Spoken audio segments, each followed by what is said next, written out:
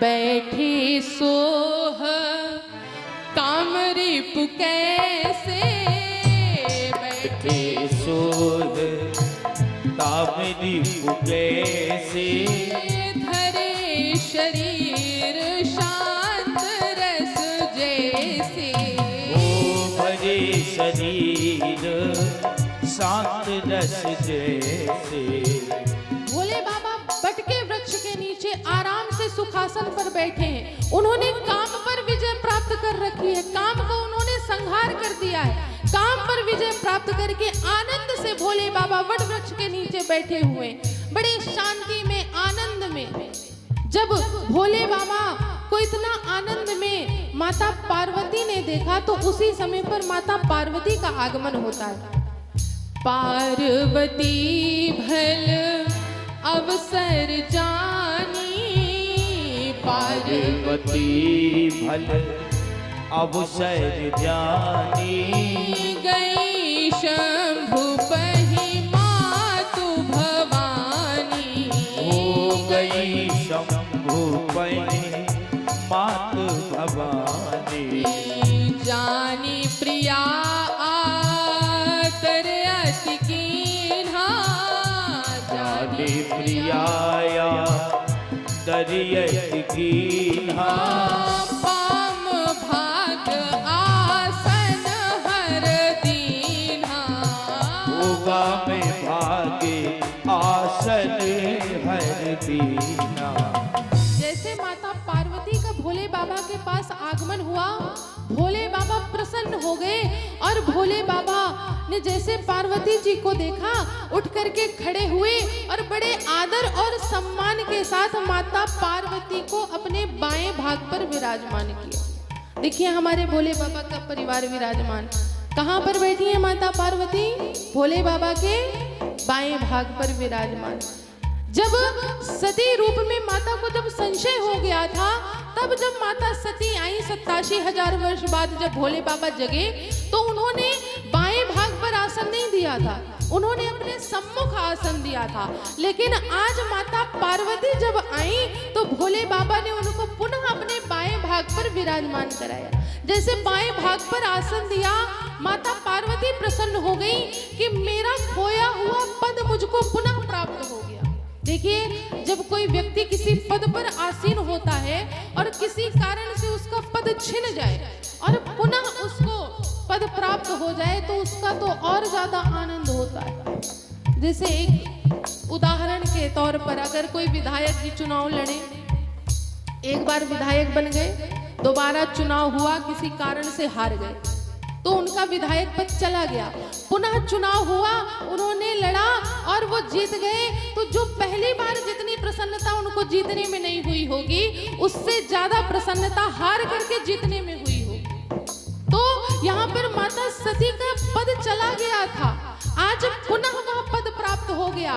बाएं भाग पर भोले बाबा ने आसन दिया है और बड़े आदर और सम्मान के साथ दिया। माता पार्वती प्रसन्न हो गई कि बस बस अब आज काम बन जाएगा। भोले बाबा बड़े प्रसन्न है, मेरा खोया हुआ पद भी मुझको प्राप्त हो गया। भोले बाबा ने कहा कि आइए देवी, आपका किस कारण से आगमन हुआ है, आप आने का कारण बताइए। पार्वती जी ने कहा, नाथ आज मैं आपसे विवाद करने के लिए नहीं, आज मैं आपसे संवाद करने के लिए आई। देखिए, विवाद में तो व्यक्ति लड़ता है और जो संवाद होता है तो हमारे मन में जो शंकाएं होती हैं, तो एक स्थान पर दो व्यक्ति अपनी अपनी बात को रखते हैं और उसका जो निष्कर्ष निकलता है वो संवाद कहलाता। वो विवाद नहीं है, वो संवाद है। अपनी बात को रखना संवाद है और जबरदस्ती अपनी बात ही मनवा लेना वो विवाद कहलाता कि नहीं, मैं जो कह रहा हूं वही सही है, तुम जो कह रहे हो वो गलत है। माता पार्वती ने कहा कि नाथ आज मैं विवाद करने नहीं, आज मैं आपसे संवाद करने के लिए आई। भोले बाबा ने कहा कि देवी कहिए, क्या आपको पूछना है? माता पार्वती ने कहा कि नाथ मैं ये आज से प्रश्न नहीं पूछना चाहती, मैं ये जन्मों से ये प्रश्न पूछना चाह रही थी, जिस कारण से मुझको अपना शरीर भी त्यागना पड़ा, लेकिन आज भी नाथ मेरी उस शंका का समाधान नहीं हुआ। भोले बाबा ने पूछा कि कौन सी शंका।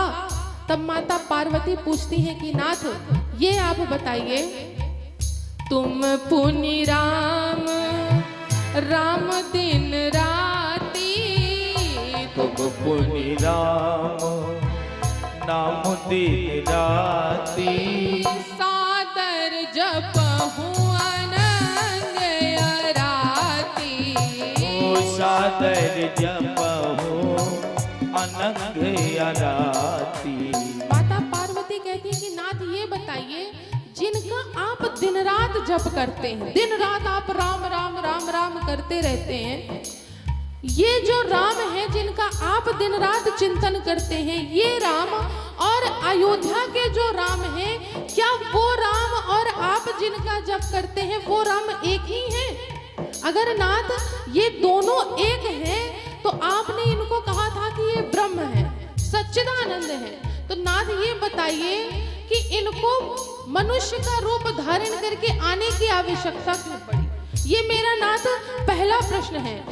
हाँ, प्रथम सुकारण कहूँ विचारी, प्रथम सुकारण कहूँ विचारी, निर्गुण ब्रह्म सगुण बपुधारी, ओ निर्गुण ब्रह्म सगुण बपुधारी, पुनि प्रभु कहूँ राम अवतारा, पुनि प्रभु कहूँ राम अवतारा, पाल चरित पुनि कहूँ उदारा, ओ बाल चरित पुनि कहूँ उदारा, बन बस कीन्हे चरित अपारा, बर बस की चरित अपारा, कहूँ नाथ जी मेरा वन मारा, ओ कहूँ नाथ जी में रावण मारा, राज बैठी की नी बहुलीला, राज बैठी की नी बहुलीला, सकल कहूँ शंकर शुभ लीला, सकल कहूँ शंकर शुभ लीला, सकल कहूँ शंकर शुभ लीला, सकल कहूँ शंकर शुभ लीला। पार्वती जी ने कहा, नाथ अब आप मेरी इस शंका का समाधान करिए कि आप जिनका चिंतन करते हैं, जाप करते हैं, वो राम और राजा दशरथ जी के जो पुत्र राम हैं, वो राम अलग हैं और ये राम अलग हैं क्या? अच्छा, अगर एक है तो ये बताइए, निर्गुण ब्रह्म को आखिर सगुण रूप में क्यों आना पड़ा? सगुण रूप में आए तो नाथ उन्होंने कौन कौन सी लीलाएं करी? उनका विवाह सीता जी के साथ कैसे हुआ, धनुष यज्ञ की कथा सुनाइए। उसके पश्चात जब विवाह करके आए तो किस कारण से उनको वनवास जाना पड़ा, वो कथा सुनाइए। वनवास में सीता जी का हरण किस लिए हुआ, वो सुनाइए। और सीता जी के हरण के बाद रावण को राम जी ने किस प्रकार से मारा, वो कथा बताइए। और 14 वर्षों का वनवास पूर्ण करके जब राम जी अयोध्या वापस आए तो उन्होंने अपना राज्य कैसे चलाया, ये कथा आप मुझे विस्तार से बताइए। और नाथ कोई भी इसमें गूढ़ मत रखिएगा, सब बता दीजिएगा विस्तार से, कुछ भी आज छुपाइएगा नहीं।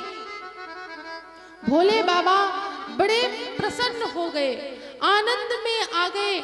जितनी बार माता पार्वती राम जी का नाम लेती, उतनी बार भोले बाबा का रोम रोम अंग अंग पुलकायमान हो जाता। भोले बाबा आनंद में आ गए, प्रसन्न हो गए, राम जी के चिंतन में लग गए। जैसे जैसे पार्वती जी भगवान का नाम ले रही थी ना, भोले बाबा उनके स्वरूप का दर्शन करने लग गए। जब हम किसी से बहुत प्रेम करते हैं तो जब उसका बार बार नाम आने लग जाता है तो उसका चित्त और चरित्र दोनों हमारे ऊपर विराजमान हो जाता है, हम उसी के बारे में सोचने लगते हैं। जब पार्वती जी बार बार राम जी का नाम लेने लग गई तो भोले बाबा के अंदर राम जी का चित्र और चरित्र दोनों आ गया, पर प्रसन्न हो गए भोले बाबा। देखिए, एक निवेदन करें कि हमें सदैव ऐसे प्रश्न करने चाहिए कि जिससे हमारे साथ साथ हमसे जुड़े लोगों का भी कल्याण हो। केवल अपना ही कल्याण नहीं देखना चाहिए, अपने से जुड़े लोगों का भी कल्याण देखना चाहिए। और जो पति पत्नी हैं इनको सदैव ऐसे कार्य सदैव करने चाहिए जिससे भगवत चिंतन बना रहे, भगवत स्मरण बना रहे, भगवान को याद करते रहे। अगर ठाकुर जी की ऐसी कृपा हो गई कि पति पत्नी में से दोनों कोई एक भी नास्तिक निकल गए तो जो पूजा करने वाला है ना वो भी नहीं कर पाता है। लेकिन ये हर जगह संभव नहीं है। जिसको देखिए भगवान में जिसकी भक्ति लग गई ना, जिसका मन लग गया, तो हमारा साथी चाहे कितना भी बड़ा नास्तिक हो, लेकिन अगर हम भगवान के प्रेमी हैं तो हमें कोई भी भगवान की पूजा करने से, भगवान का भजन करने से नहीं रोक सकता। एक नामदेव जी थे, उनकी पत्नी बड़ी कर्कशा, भगवान को बिल्कुल मानने वाली नहीं। वो दिन रात नामदेव जी को प्रताड़ित करती थी, बस जब देखे तब तुम भजन में लगे रहते हो, तुम्हारे पास कोई काम नाम नहीं है। नामदेव जी के एक साथी थे, उन्होंने कहा कि आपको बुरा नहीं लगता आपकी पत्नी ऐसा बोलती, आपको दिन रात कुछ ना कुछ कहती ही रहती है। नामदेव जी ने कहा कि मैं तो ठाकुर जी की बहुत बड़ी कृपा मानता हूँ कि मुझे ऐसी कर्कशा पत्नी प्रदान करी। अगर कर्कशा पत्नी ना प्रदान करते तो ये मुझे दिन रात जो कहती रहती है तो इससे मैं दुखी होकर के भगवान का भजन करने लगता हूँ। अगर अच्छी मिल जाती तो शायद मैं इतना भगवान का भजन नहीं कर पाता जितना कर्कशा पत्नी मिलने के कारण मैं भजन कर पा रहा हूँ। देखिए, ये हमारी बुद्धि के ऊपर है कि हम उस बात को किस प्रकार लेते हैं। नामदेव जी ने यहाँ पर भगवान को दोष नहीं दिया कि हे भगवान आपने मुझे ऐसी पत्नी प्रदान करी, उन्होंने तो उनका धन्यवाद किया है कि धन्य हो नाथ, अगर आप मुझे ऐसी पत्नी ना देते तो आज शायद मैं आपको इतना स्मरण ना कर पाता। ये नामदेव जी ना भगवान के बहुत बड़े भक्त थे, हर जगह इनको भगवत स्मरण होता था।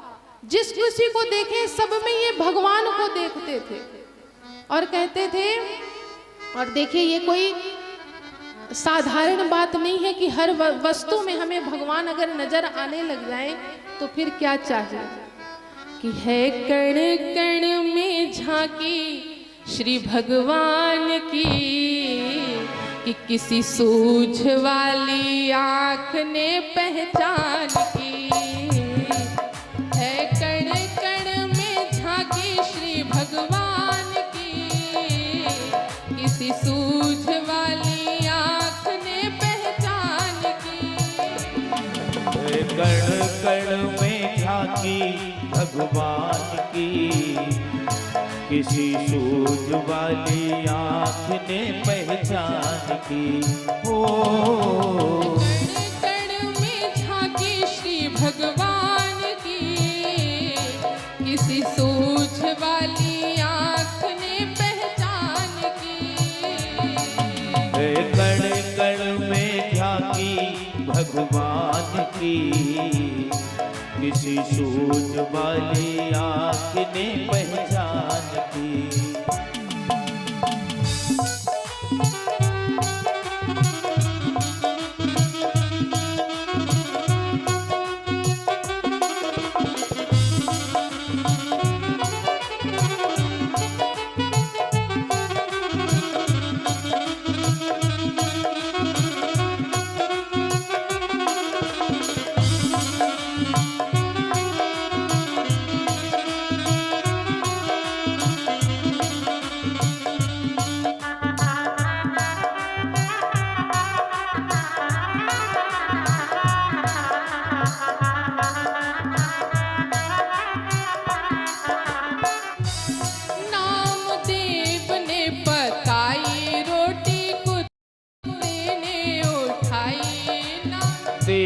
ने पकाई रोटी कुत्ते ने उठाई। आई नामदेव ने पकाई रोटी कुत्ते ने उठाई।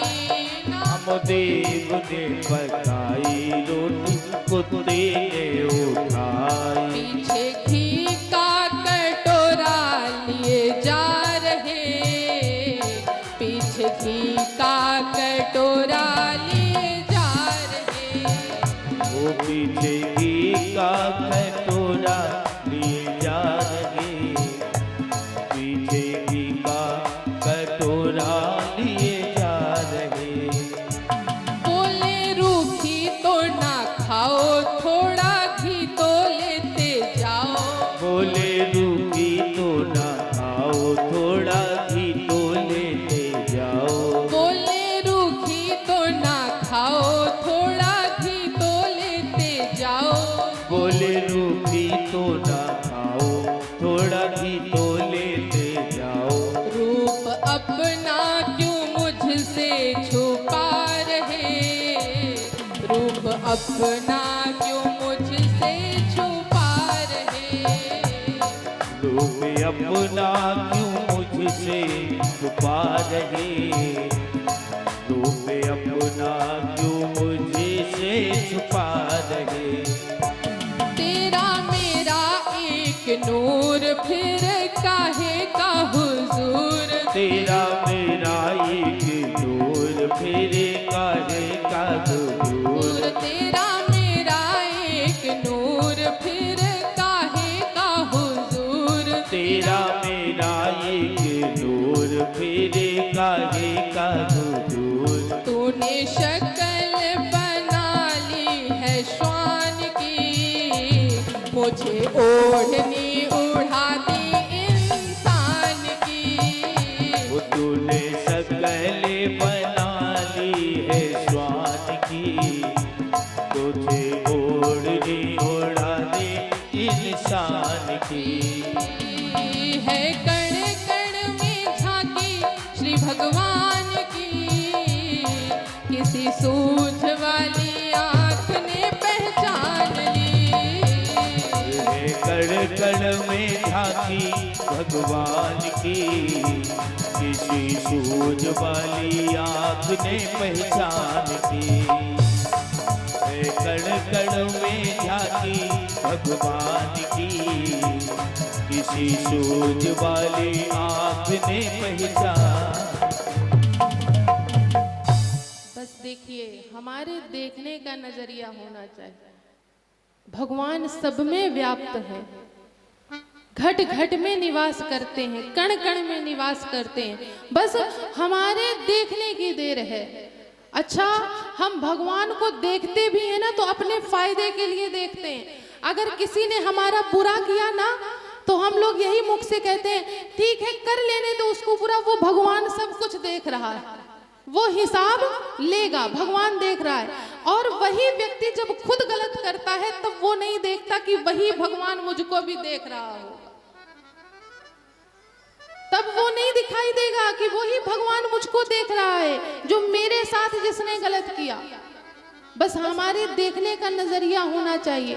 नामदेव जी ने पहचान लिया, भगवान कुत्ते का रूप धर करके आए हैं। नामदेव जी ने समझ गए कि ये भगवान है, इसमें इनमें भगवान की झांकी है। जब वो सूखी रोटी लेकर के वो कुत्ता जाने लग गया ना, कहे महाराज घी लगवा लो, सूखी रोटी मत पाओ। बस हमारे देखने का नजरिया होना चाहिए, मानने का नजरिया होना चाहिए। कहने का भाव ये है कि किसी भी स्थिति, किसी भी परिस्थिति में हमको भगवान का नाम नहीं भूलना चाहिए। भोले बाबा आज बड़े प्रसन्न है कि आज मुझको इतनी अच्छी पत्नी मिली जिसके कारण से मुझे भगवत चिंतन करने को मिलेगा, भगवान की कथा सुनाने का अवसर मिलेगा। भोले बाबा से जैसे माता पार्वती ने ये प्रश्न किए ना, भोले बाबा प्रसन्न हो गए और माता पार्वती की सराहना करने लग गए कि धन्य धन्य गिरिराज कुमारी, तुम समान नहीं को उपकारी। हे गिरिराज की कुमारी, आप धन्य हैं। देखिए कल की कथा में भी हमने निवेदन किया था कि जैसा माता पिता का स्वभाव होता है तो कुछ असर बच्चे के अंदर थोड़ा बहुत आ जाता है। अगर हमारी सराहना होगी तो हमारे साथ साथ माता पिता की होगी, अगर हमारी निंदा होगी तो हमारे साथ साथ माता पिता की भी निंदा होगी। जब कल नारद जी ने पार्वती जी के बारे में बताया ना, तो पार्वती जी के बारे में बताते हुए नारद जी ने कहा था कि आपकी इसी पुत्री के कारण आपको यश की प्राप्ति होगी।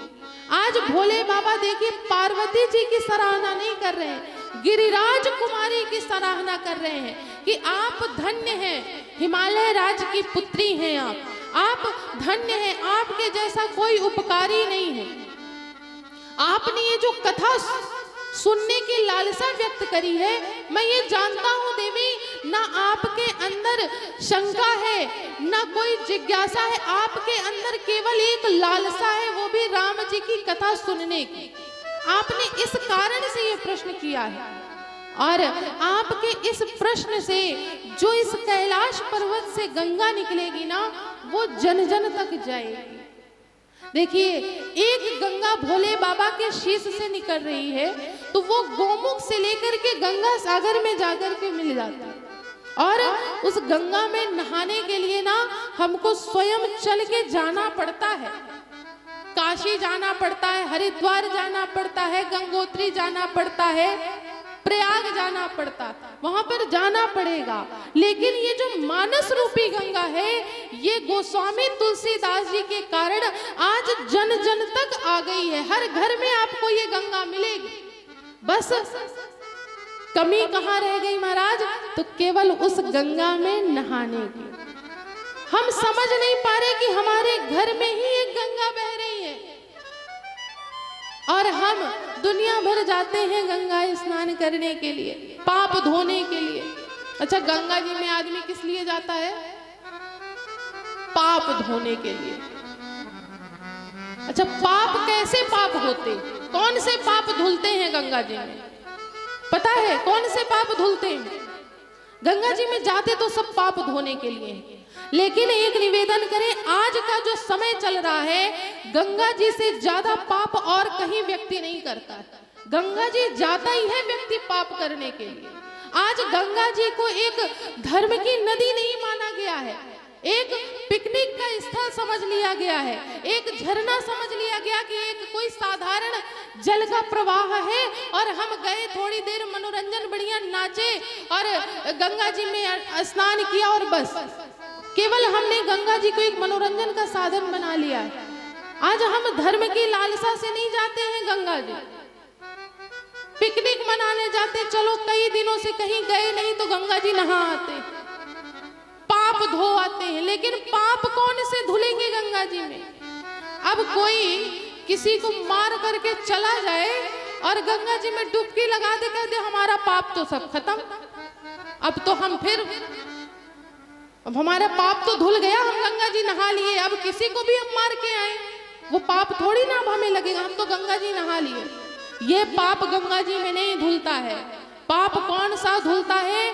जो हमसे अनजाने में किया गया हो, जिसके बारे में हमको पता ना चले। जैसे हम मार्ग पर चलते हैं तो मार्ग में कई प्रकार के जीव जंतु हमारे पैर के नीचे दब जाते हैं, ये हमसे अनजाने में किया गया पाप है। हम चाहते नहीं हैं कि कोई चीज हमें पता नहीं और हमारे मुख से अनजाने में झूठ निकल गया, वो पाप गंगा जी में धुले जाते हैं।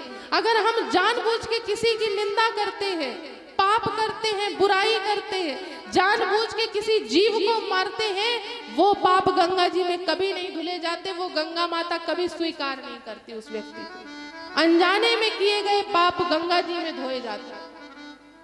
लेकिन ये जो मानस रूपी गंगा है, इसमें अगर डुबकी लगा ली ना आपने, तो आप पाप करने की लालसा ही छोड़ देंगे। आपसे फिर पाप नहीं होगा अगर आपने इस मानस रूपी गंगा में डुबकी लगा ली। आप फिर चाह कर भी पाप नहीं कर पाएंगे, और जब आप चाह के भी पाप नहीं कर पाएंगे, तब जो भोले बाबा की शीश से गंगा निकली है, उस गंगा में नहाने का आपको फल प्राप्त हो। यही भोले बाबा कह रहे हैं कि देवी, एक गंगा मेरी जटा से निकली तो वो गोमुख से लेकर के गंगा सागर में जाके मिल जाती है, लेकिन ये जो मानस रूपी गंगा इस कैलाश पर्वत से बहेगी, ये जन जन तक व्याप्त हो जाएगी। बस देर है इसमें डुबकी लगाने की, इसको समझने की। और जो इस कथा में डुबकी लगा लिया ना महाराज, उसका सदा सर्वदा कल्याण होगा।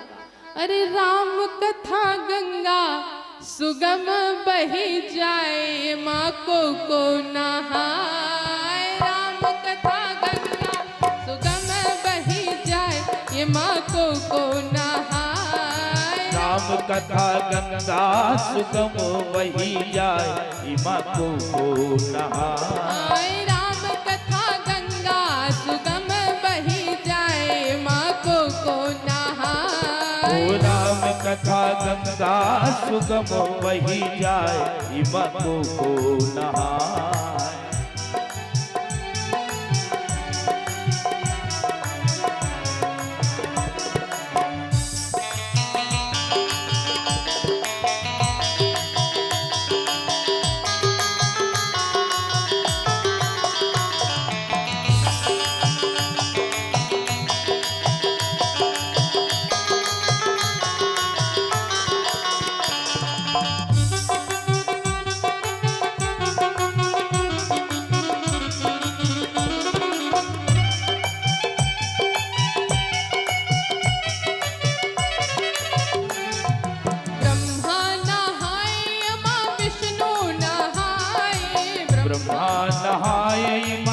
विष्णु नहाए। ब्रह्मा नहाए माँ विष्णु नहाए। ब्रह्मा नहाए माँ विष्णु नहाए। भोले बाबा नहाए अपन डमरू बजाए, माँ को नहाए। राम नाम गंगा सुगम बही जाए, माँ को नहाए।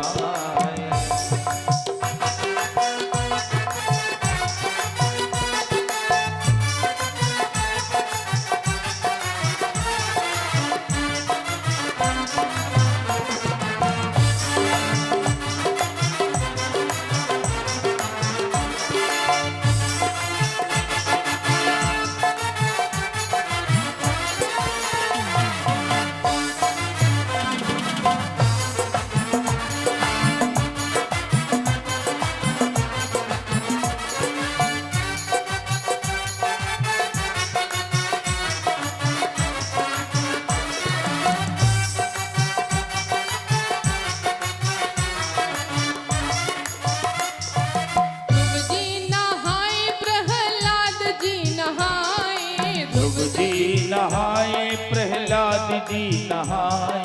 ध्रुव जी नहाए प्रहलाद जी नहाए। ध्रुव जी नहाए प्रहलाद जी नहाए। नारद नहाए अपन वीणा बजाए, माँ को नहाए। राम नाम गंगा सुगम बही जाए, हमें को नहाए।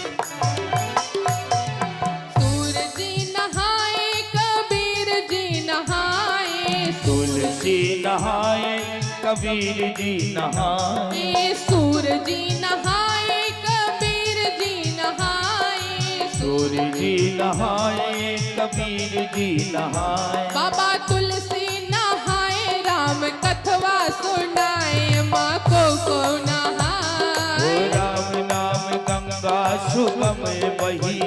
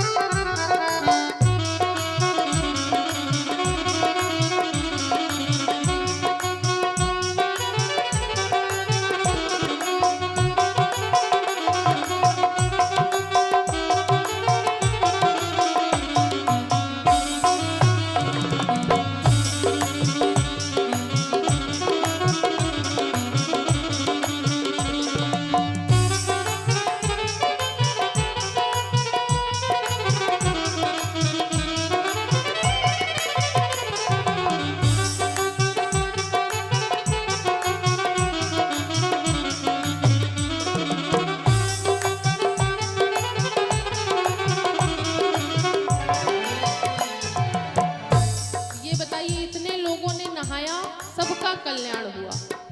ध्रुव जी ने नहाया, उनका कल्याण हुआ। प्रहलाद जी का कल्याण हुआ। गोस्वामी तुलसीदास जी का कल्याण हो गया। अब ये बताइए, आप लोगों को अपना कल्याण कराना है कि नहीं कराना? हाँ कि ना? हाँ ना? तो कल्याण ऐसे नहीं होता कभी। भगवान के कथा में ना कभी ऐसे नहीं बैठना चाहिए, कभी ऐसे नहीं बैठना चाहिए। भगवान की कथा में सदैव हाथ जोड़ करके बैठना चाहिए। और जब भजन और कीर्तन हो तो मीठी मीठी तालियां बजानी चाहिए, पूरे पूरे हाथ उठा करके मीठी मीठी तालियों के साथ। श्रोता नहाए आयोजक नहाए, श्रोता नहाए आयोजक नहाए, श्रोता नहाए आयोजक नहाए, श्रोता नहाए आयोजक नहाए, और राधिका नहाए राम कथवा को गाए, यमा को नहाए राम नाम गंगा सुगम बही जाए, यमे को नहाए। राम नाम गंगा सुगम बही जाए, यमे को नहाए।